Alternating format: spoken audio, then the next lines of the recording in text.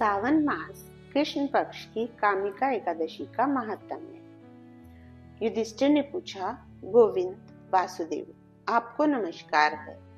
सावन मास के कृष्ण पक्ष में कौन सी एकादशी होती है, उसका वर्णन कीजिए। भगवान श्री कृष्ण बोले, राजन सुनो, मैं तुम्हें एक पापनाशक उपाख्यान सुनाता हूँ, जिसे पूर्व काल में ब्रह्मा जी ने नारद जी के पूछने पर कहा था। नारद जी ने प्रश्न किया, भगवान कमलासन, मैं आपसे यह सुनना चाहता हूँ कि सावन के कृष्ण पक्ष में जो एकादशी होती है उसका क्या नाम है, उसके कौन से देवता हैं तथा उससे कौन सा पुण्य होता है। प्रभु, यह सब बताइए। ब्रह्मा जी ने कहा, नारद सुनो, मैं संपूर्ण लोगों के हित की इच्छा से तुम्हारे प्रश्न का उत्तर दे रहा हूँ। सावन मास में जो कृष्ण पक्ष की एकादशी होती है उसका नाम कामिका है। उसके स्मरण मात्र से वाजपेयी यज्ञ का फल मिलता है। उस दिन श्रीधर, हरि, विष्णु, माधव और मधुसूदन आदि नामों से भगवान का पूजन करना चाहिए।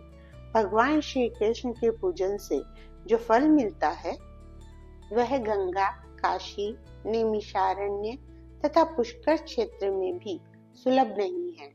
सिंह राशि के बृहस्पति होने पर तथा व्यतिपात और दंड योग में गोदावरी नदी में स्नान से जिस फल की प्राप्ति होती है वही फल भगवान श्री कृष्ण के पूजन से भी मिलता है।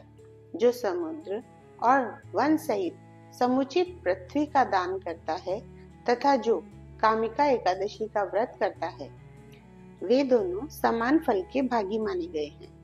जो कोई बछड़े सहित गाय को अन्य सामग्रियों सहित दान करता है, उस मनुष्य को जिस फल की प्राप्ति होती है वही कामिका का व्रत करने वाले को मिलता है। जो नरश्रेष्ठ सावन मास में भगवान श्रीधर का पूजन करता है, उसके द्वारा गंधर्वों और नागों सहित संपूर्ण देवताओं की पूजा हो जाती है। अतः पाप भीरु मनुष्यों को यथाशक्ति पूरा प्रयत्न करके कामिका के दिन श्री हरि का पूजन करना चाहिए। जो पाप रूपी पंख से भरे हुए संसार समुद्र में डूब रहे हैं, उनका उद्धार करने के लिए कामिका एकादशी का व्रत सबसे उत्तम है। अध्यात्म विद्या परायण पुरुषों को जिस फल की प्राप्ति होती है उससे बहुत अधिक फल कामिका एकादशी का व्रत का सेवन करने वालों को मिलता है। कामिका एकादशी का व्रत करने वाला मनुष्य रात्रि में जागरण करके न तो कभी भयंकर यमराज का दर्शन करता है और न कभी दुर्गति में ही पड़ता है।